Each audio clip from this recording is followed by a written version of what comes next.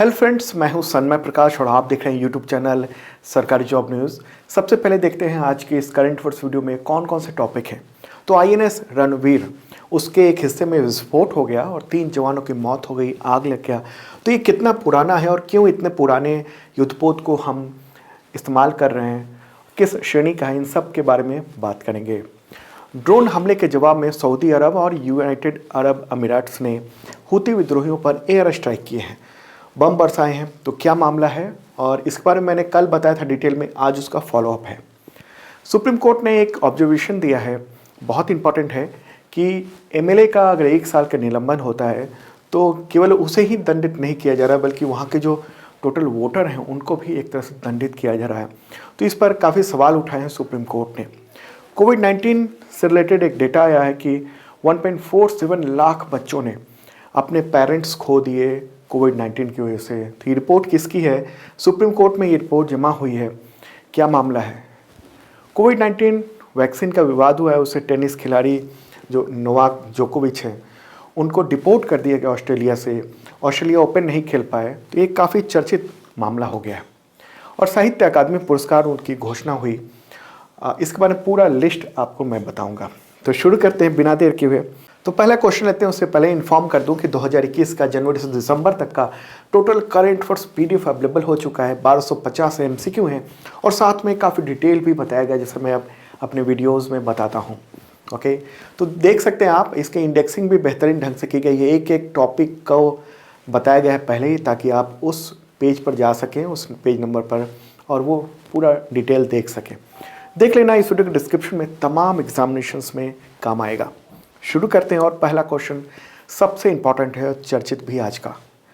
विध्वंसक युद्धपोत आईएनएस रणवीर, उसके एक हिस्से में विस्फोट हो गया और आग लग गई, उससे 3 जवानों की मौत हो गई। तो किस श्रेणी का रशियन मेड युद्धपोत है? आंसर होगा राजपूत श्रेणी। ओके, न्यूज़ भी आप देख रहे हैं। ये कल की घटना, यानी 18 जनवरी की शाम 4 बजे ये घटना हुई है और इसमें 3 सैनिकों की मौत हो गई। ये एनिमेशन है, ये है आईएनएस रणवीर और इसी में आग लगी है। तो नेवी ने क्या कहा है, इन सब के बारे में बताते हैं। तो एक बार मैप के थ्रू देख लेते हैं कहाँ पर ये घटना हुई है। प्यारा भारत है और ये है मुंबई में नेवल डॉकयार्ड है यहाँ पर। ओके, तो जो ये जहाज़ है वो उधर से आकर इसी नेवल डॉकयार्ड पे पहुँच रहा था। देखिए, बहुत सारे जो नेवी के जहाज़ हैं वो सब यहाँ पर हैं। तो यहाँ से इसी के पास में था, उसी दौरान 18 जनवरी को इसके इंटरनल कंपार्टमेंट में विस्फोट हो गया और इसके चलते कंपार्टमेंट में आग लग गई और झुलस कर 3 लोगों की मौत हुई। तो चालक दल ने हालांकि तुरंत प्रतिक्रिया दी और फिर उस जो आग थी उसको कंट्रोल कर लिया। पूरे शिप को बहुत बड़ा नुकसान नहीं हुआ है। और नेवी ने ये कहा है, नेवी ने, कि आईएनएस रणवीर में ब्लास्ट कैसे हुआ, इसकी जांच के लिए कोर्ट ऑफ इंक्वायरी के ऑर्डर दे दिए गए हैं। तो ये 3 जवान हैं नौसेना के जिनका निधन हो गया है। कृष्णा कुमार, सुरेंद्र कुमार और AK सिंह। ये फोटोग्राफ आप देख रहे हैं, ठीक है। ये राजपूत श्रेणी का युद्धपोत है, डिस्ट्रॉयर है। और राजपूत श्रेणी में 5 डिस्ट्रॉयर जहाज टोटल कमीशन हुए थे इंडियन नेवी में। कौन कौन से? तो आईएनएस राजपूत था पहला, उसका बाद आईएनएस राणा, रंजीत, रणवीर और रणविजय। ओके, तो इनमें से जो 2 हैं, आईएनएस राजपूत और आईएनएस रंजीत, तीन दोनों को डीकमीशन कर दिया गया था, हटा दिया गया था, क्योंकि काफ़ी पुराना हो गया है। इसे यूएसएसआर, जो कि अब रशिया हो गया है, उसने 1980 के आसपास बनाया था और 1986 में आईएनएस रणवीर जो है इंडियन नेवी में शामिल हुआ था। तो राजपूत श्रेणी का ये है, काफ़ी पुराना हो चुका है। ज़रूरत ये है कि इनको डीकमीशन किया जाए और इसकी जगह नए डिस्ट्रॉयर वॉरशिप लाई जाए। आईएनएस रणवीर, ये इसमें 30 अधिकारी होते हैं, 30 अधिकारी, और 310 नाविक होते हैं, नेवल पर्सन्स होते हैं। उसके द्वारा ये संचालित किया जाता है। इसमें हथियार, सेंसर लगे हैं और इसमें ब्रह्मोस मिसाइल भी तैनात है इसमें। इंपॉर्टेंट बात, तो इसके बारे में इंफॉर्मेशन थी। कैसे आग लगी, अंदर क्या हुआ, इसके बारे में नेवी ने नहीं बताया है। बस इतना ही बताया है कि ये घटना हुई, 3 लोगों की डेथ हो गई है। इंपॉर्टेंट बात है, चलिए आगे बढ़ते हैं, अगला क्वेश्चन लेते हैं। यूनाइटेड अरब अमीरात यानी यूएई में ड्रोन हमले के जवाब में सऊदी अरब नेतृत्व वाले गठबंधन ने हूती विद्रोहियों पर किस जगह एयर स्ट्राइक किए? आंसर होगा सना। सना क्या है? यमन की राजधानी है। यमन में हूती विद्रोही हैं, तो वहीं पर। तो एक बार देख लेते हैं मैप के थ्रू कि कहाँ पर कैसे हमला किया गया है। पहला भारत है और यहाँ से चलते हैं तो ये रहा यमन और ये रहा यूनाइटेड अरब अमीरात और ये है सऊदी अरब। ओके, तो ये यमन में ही सना उसकी राजधानी है यमन की। तो इस हिस्से में ये हूती विद्रोही का कब्जा है, तो वहीं पर एयर स्ट्राइक किया गया है। किसके द्वारा? तो सऊदी अरब और यूएई के द्वारा। उससे पहले एक घटना हुई थी अबू धाबी में, यूनाइटेड अरब अमीरात्स की जो राजधानी है वहाँ पर ड्रोन से हमला किया गया था, विस्फोट कर दिया गया था। ओके, तो इसी के जवाब में अब जो सऊदी अरब है उसके फाइटर जो जेट्स हैं उसने आधी रात को यानी कल ही रात को यमन की राजधानी सना में हूती विद्रोहियों पर यहाँ पर हमले किए। और ये बताया जा रहा है कि इसमें 14 लोगों की मौत हुई है जो इसके जिम्मेदार थे। ऐसे बताया जा रहा है कि जिम्मेदार लोगों पर हमला किया गया। ठीक है, तो हूती विद्रोहियों का अगर काफ़ी डिटेल में जानना है तो कल का वीडियो आप देख लेना, उससे आपको काफ़ी इन्फॉर्मेशन मिल जाएगी। मैंने काफ़ी डिटेल में बताया है। ठीक है, चलिए आगे बढ़ते हैं। और हाँ, उससे पहले बता दूं कि जहाँ पर ये हमला हुआ है, ड्रोन अटैक हुआ था यूएई में, वहाँ पर हमारे एक व्यूअर हैं, उन्होंने कमेंट किया है कि वो वहीं पर थे और किस तरह से हमला हुआ और वहाँ किस तरह से जाम लग गया था, उसके बारे में कमेंट बॉक्स में काफ़ी बताया इन्होंने। राजकुमार हैं ये। अगला क्वेश्चन लेते हैं, ये इम्पॉर्टेंट है। क्वेश्चन होगा, सुप्रीम कोर्ट ने किस राज्य के मामले में कहा कि जनप्रतिनिधि का 1 साल का निलंबन यानी सस्पेंशन प्रथम दृष्टया में असंवैधानिक है क्योंकि यह 6 महीने की सीमा से अधिक है। और इस तरह का जो निलंबन है वो केवल सदस्यों का ही नहीं हो रहा है बल्कि पूरे निर्वाचन क्षेत्र को दंडित किए जाने के ये समान है। बड़ी बात कही है सुप्रीम कोर्ट ने। इसका आंसर होगा महाराष्ट्र। ओके, न्यूज़ भी आप देख रहे हैं, लिखा है द हिंदू ने, suspension of an MLA is was then expulsion supreme court. दरअसल हुआ ये था महाराष्ट्र में, महाराष्ट्र विधानसभा में पिछले साल ही 6 जुलाई 2021 को 12 भाजपा विधायकों को 1 साल के लिए निलंबित कर दिया गया था, सस्पेंड कर दिया गया था। आरोप यह था कि उन सब ने पीठासीन अधिकारी पर अपमानजनक और दुर्व्यवहार किया था उनके साथ, पीठासीन अधिकारी के साथ। तो ये सस्पेंड करने के बाद मामला सुप्रीम कोर्ट पहुंचा। तो सुप्रीम कोर्ट ने क्या कहा है? जनप्रतिनिधित्व अधिनियम जो है 1951, उसकी धारा 151A के तहत ये है कि किसी भी जो खाली पद को भरने के लिए जब से ये पद खाली हुआ है तब से 6 महीने के अंदर में वहाँ पर उपचुनाव या चुनाव होने चाहिए। मतलब ये है कि अपवादों को छोड़कर किसी भी निर्वाचन क्षेत्र को 6 महीने से अधिक समय तक बिना प्रतिनिधि के नहीं छोड़ा जा सकता है। तो सुप्रीम कोर्ट के अनुसार 1 वर्ष का जो निलंबन है महाराष्ट्र में जो विधायकों का हुआ है वो प्रथम दृष्टया असंवैधानिक है क्योंकि 6 मंथ की सीमा से ये अधिक है। निलंबित विधायकों के निर्वाचन क्षेत्र को 1 साल तक के लिए विधानसभा में प्रतिनिधित्व नहीं रहेगा उनका, तो संविधान का जो मूल ढांचा है वो प्रभावित होगा, ऐसा कहना है। और ऐसे में मतलब ये होगा कि आप पूरे निर्वाचन क्षेत्र को दंडित कर रहे हैं। तो इस मामले में अभी सुनवाई चल रही है, फाइनल फैसला नहीं सुनाया है, लेकिन अपना ऑब्जर्वेशन एक महत्वपूर्ण दे दिया है जो आगे आने वाले वक्त में नज़ीर पेश होगा जब भी विधायकों का या फिर कोई भी जनप्रतिनिधि का सस्पेंशन होगा तो उस मामले में। ठीक है, हालांकि महाराष्ट्र सरकार ने कहा है कि अनुच्छेद 212 के तहत अदालतों को विधायिका की कार्रवाई में जांच का अधिकार नहीं है, लेकिन फिर भी सुप्रीम कोर्ट ने इस मामले की सुनवाई की है। ठीक है, आगे बढ़ते हैं, अगला क्वेश्चन लेते हैं, ये भी इंपॉर्टेंट है। किस आयोग की रिपोर्ट के अनुसार कोविड-19 महामारी के कारण अप्रैल 2020 से जनवरी 2022 तक, ये 11 जनवरी तक है, 1.47 लाख बच्चों ने अपने पेरेंट्स को खो दिए? आंसर होगा NCPCR। ओके, फुल फॉर्म क्या है? National commission for the protection of child rights. Hindi में कहेंगे राष्ट्रीय बाल अधिकार संरक्षण आयोग।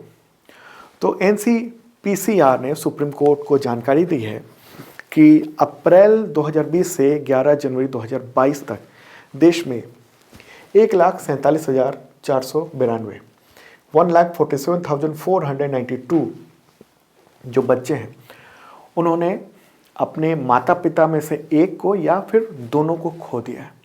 और इनमें 76,500 लड़के हैं, 70,900 लड़कियां हैं और 4 यानी 4 ट्रांसजेंडर। सवाल उठता है कि सुप्रीम कोर्ट में ये मामला क्यों गया? दरअसल एक एनजीओ है सेव द चिल्ड्रन, तो उसने सुप्रीम कोर्ट के सामने कोरोना की वजह से सड़कों पर आने को मजबूर बच्चों का मामला उठाया था।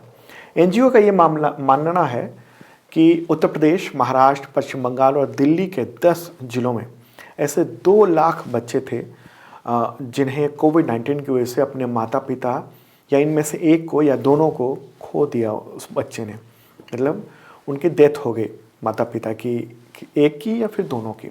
तो इसके बाद सुप्रीम कोर्ट ने राष्ट्रीय बाल अधिकार संरक्षण आयोग से इस मामले में आधिकारिक डेटा मांगा। तब एनसीपीसीआर ने ये डेटा सुप्रीम कोर्ट को सौंपा है। हालांकि एनसीपीसीआर ने ये कहा है कि उनका ये डेटा राज्यों और केंद्र शासित प्रदेशों की तरफ से बाल राजस्व पोर्टल कोविड केयर पर दी गई जानकारी के आधार पर हो सकता है कि इससे भी ज़्यादा बच्चे हों जिनके माता पिता में से कोई एक की डेथ हो गई हो या दोनों की डेथ हो गई हो।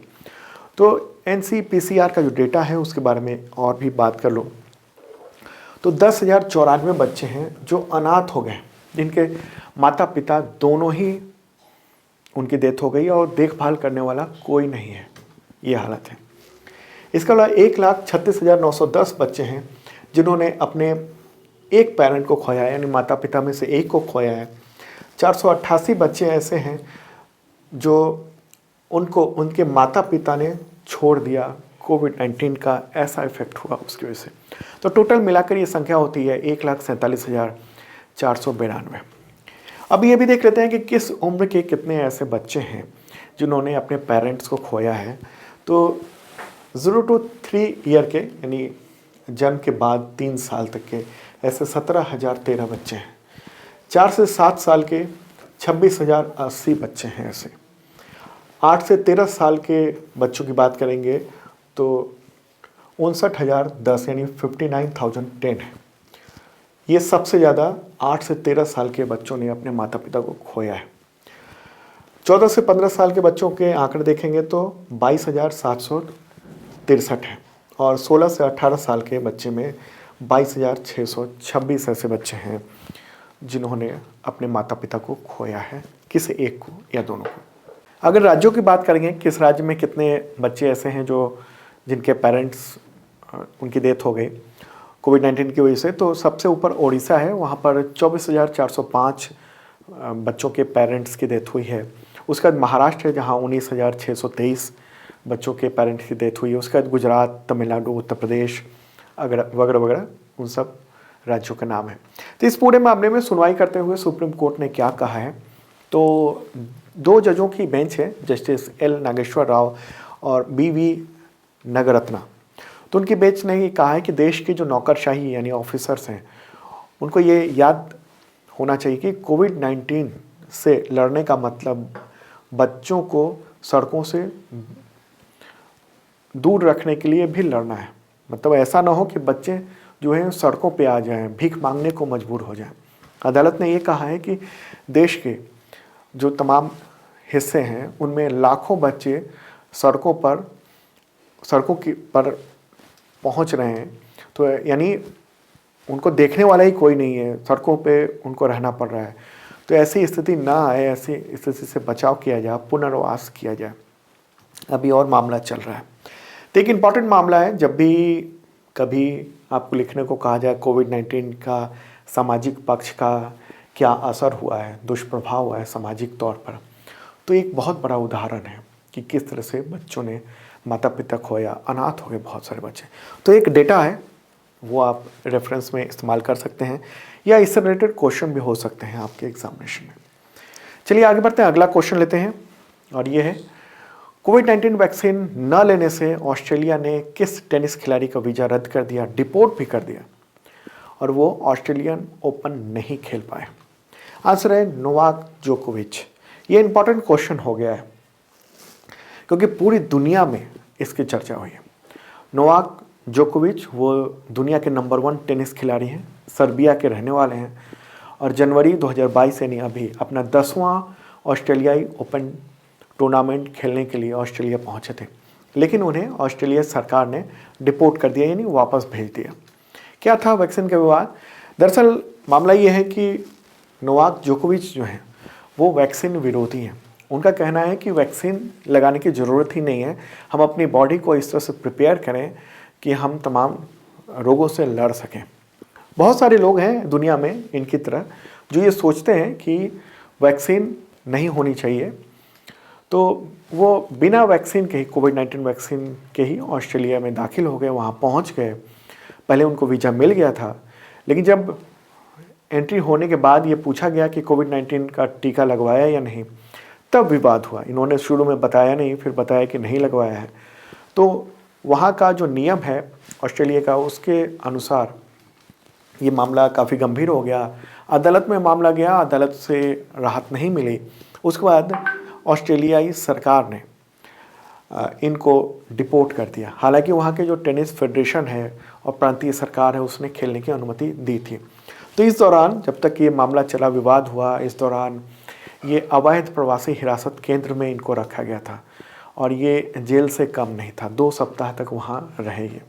ओके, और इस मामले में सर्बिया और ऑस्ट्रेलिया की सरकार के बीच में टेंशन हो गया था, तनाव हो गया था सर्बिया और ऑस्ट्रेलिया सरकार के बीच में।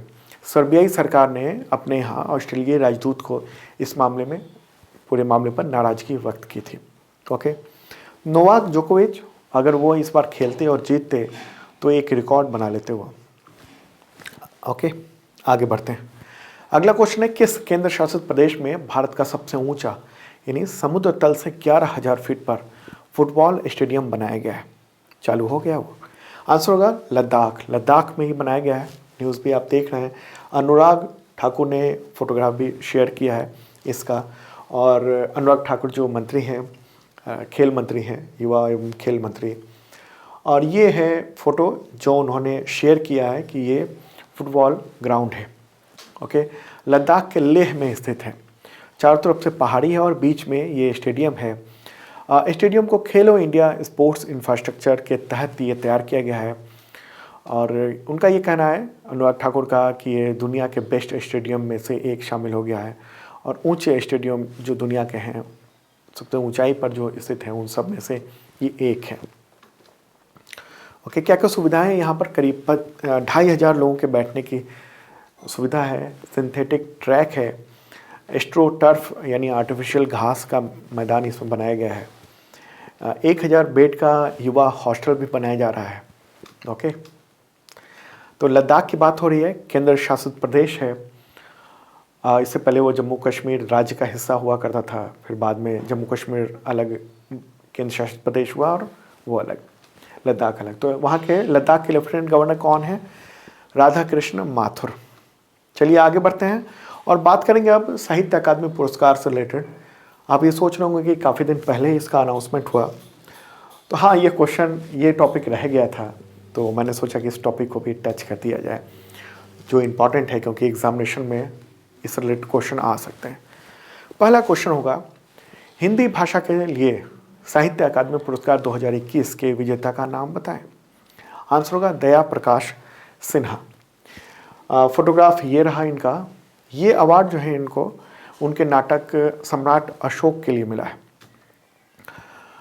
ओके, दया प्रकाश सिन्हा हिंदी भाषा के लेखक हैं, नाटककार हैं, नाट्यकर्मी हैं, निर्देशक हैं और इतिहासकार भी बताए जाते हैं। उत्तर प्रदेश के रहने वाले हैं, रिटायर्ड IAS अधिकारी हैं। दया प्रकाश सिन्हा ये रहे ये। तो इन्होंने जो नाटक लिखा है, जिस नाटक के लिए इनको अवार्ड मिला है, सम्राट अशोक, इस पर काफ़ी विवाद भी है। इन्होंने सम्राट अशोक को औरंगजेब के समान बताया और इस मुद्दे पर देश भर में विवाद हो रहा है। देश भर से ये आवाज़ उठ रही है कि इनको ये अवार्ड नहीं दिया जाना चाहिए, क्योंकि इन्होंने सम्राट अशोक औरंगजेब के बराबर की तुलना की है। काफ़ी विवाद है, पॉलिटिकल विवाद भी चल रहा है। बिहार में तो खासतौर पे वहाँ के सरकार के जो मंत्री हैं उन सब ने केंद्र सरकार से कहा है कि ये अवार्ड इनको न दिया जाए। चलिए आगे बढ़ते हैं, अगला क्वेश्चन लेते हैं। अंग्रेजी भाषा के लिए साहित्य अकादमी पुरस्कार 2021 की विजेता कौन है? आंसर होगा नमिता गोखले। ओके, फोटोग्राफी ये रहा इनका। इनको मिला है उपन्यास थिंग्स टू लीव बिहाइंड के लिए। ओके, इनको ये अवार्ड मिला है और लेखक हैं, प्रकाशक हैं, संपादक भी हैं और काफ़ी चर्चित रही हैं। इनका जन्म हुआ था उत्तर प्रदेश के लखनऊ में। ओके, अब ये पूरी लिस्ट है अलग अलग भाषाओं में जो साहित्य अकादमी अवार्ड दिया गया है। हिंदी में दया प्रकाश सिन्हा को दिया गया है, संस्कृत में बिंदुश्वरी प्रसाद मिश्र को दिया गया है, अंग्रेजी में नमिता गोखले को दिया गया है, बोडो लैंग्वेज में मवादई गहाई को दिया गया है, कोंकणी में संजीव नेकर को दिया गया है। तो इस तरह से पूरी लिस्ट है, आप ये देख सकते हो, स्क्रीनशॉट ले सकते हैं। कुछ और ये भी है, या फिर आप इस वीडियो के डिस्क्रिप्शन में पीडीएफ है, हर दिन का करंट अफेयर्स का पीडीएफ फ्री होता है, तो आप वो भी डाउनलोड कर सकते हो। उसमें पूरी लिस्ट हमने दे दी है। तो ये इम्पॉर्टेंट राज्यों का इसलिए भी है कि अगर संबंधित राज्य का एग्ज़ाम दे रहे हैं तो वहाँ के लैंग्वेज के लिए, यानी वहाँ जो लैंग्वेज इस्तेमाल होता है उससे रिलेटेड क्वेश्चन वहाँ आ सकते हैं। जैसे राजस्थान में राजस्थानी से रिलेटेड क्वेश्चन आपसे पूछा जा सकता है। ओके, महाराष्ट्र में मराठी से रिलेटेड क्वेश्चन पूछा जा सकता है। ठीक है, पंजाब में पंजाबी से रिलेटेड पूछा जा सकता है। ओके, चलिए अब बात करते हैं साहित्य अकादमी युवा पुरस्कार से रिलेटेड। ये युवा पुरस्कार है, युवाओं को साहित्य अकादमी पुरस्कार दे रहता है, तो वो है। क्वेश्चन होगा हिंदी भाषा के लिए साहित्य अकादमी युवा पुरस्कार 2021 के विजेता कौन है? आंसर का हिमांशु वाजपेयी। ठीक है, ये फोटोग्राफ रहा है इनका और इसके लिए मिला है किस्सा लखनऊ। हिमांशु वाजपेयी, इनको ये युवा साहित्य अकादमी युवा पुरस्कार मिला है। पेशे से पत्रकार रहे हैं, तमाम मीडिया, बहुत सारे कई मीडिया ऑर्गेनाइजेशंस में काम किया है और पुरानी घटनाओं के कहानीकार हैं। बड़ी अच्छे से कहानी लिखते हैं, बोलते भी हैं बहुत बढ़िया से। इनका एक यूट्यूब चैनल है, उस पर बहुत फॉलोअर हैं, बहुत अच्छी तरह से ये किस्सा बताते हैं। अगला क्वेश्चन लेते हैं, अंग्रेजी भाषा के लिए साहित्य अकादमी युवा पुरस्कार 2021 के विजेता कौन है? आंसर होगा मेघा मजूमदार। ओके, कोलकाता में इनका जन्म हुआ था और वर्ष 2006 में वो हार्वर्ड यूनिवर्सिटी में पढ़ने के लिए यूएस से चले गए थे। अब पूरी लिस्ट देख लेते हैं अलग अलग लैंग्वेज में जो साहित्य अकादमी युवा पुरस्कार हैं वो किन किन को मिला है। तो पूरी लिस्ट है, आप देख सकते हैं। मैं फिर से कहूँगा, या तो स्क्रीनशॉट ले लीजिए या फिर आप पीडीएफ डाउनलोड कर लेना, वहाँ एक एक लैंग्वेज का आपको पता चल जाएगा। ठीक है, 20 लैंग्वेज में अवार्ड की घोषणा हुई है, बाकियों की बाद में होगी, ऐसा साहित्य अकादमी का कहना है। अब बात कर लेते हैं बाल साहित्य पुरस्कार 2021 का। ये भी इम्पॉर्टेंट है। क्वेश्चन होगा हिंदी भाषा के लिए बाल साहित्य पुरस्कार 2021 के विजेता कौन है? आंसर होगा देवेंद्र मेवाड़ी। देवेंद्र मेवाड़ी ये बाल साहित्य यानी बच्चों के लिए लिखते हैं, देवेंद्र मेवाड़ी। तो इन्होंने विज्ञान नामा लिखा है और उसके लिए इनको ये अवार्ड मिला है। अब बात करते हैं अंग्रेजी भाषा के लिए बाल साहित्य पुरस्कार 2021 के विजेता कौन है, उसकी विजेता कौन है? आंसर होगा अनीता वछरजानी। ये भी फोटोग्राफ है। और अब पूरी लिस्ट रही अलग अलग लैंग्वेज में जो बाल साहित्य पुरस्कार मिला है 2021 का, वो है। तो ये सब है, पीडीएफ आप देख लेना अलग अलग लैंग्वेज का, किन किन को कौन सा अवार्ड मिला है। तो दोस्तों ये था इंपॉर्टेंट करंट अफेयर्स। कैसा लगा कमेंट बॉक्स में ज़रूर बताना और शेयर कर दो तमाम मित्रों को। जिन लोगों ने सब्सक्राइब नहीं किया ज़रूर करना।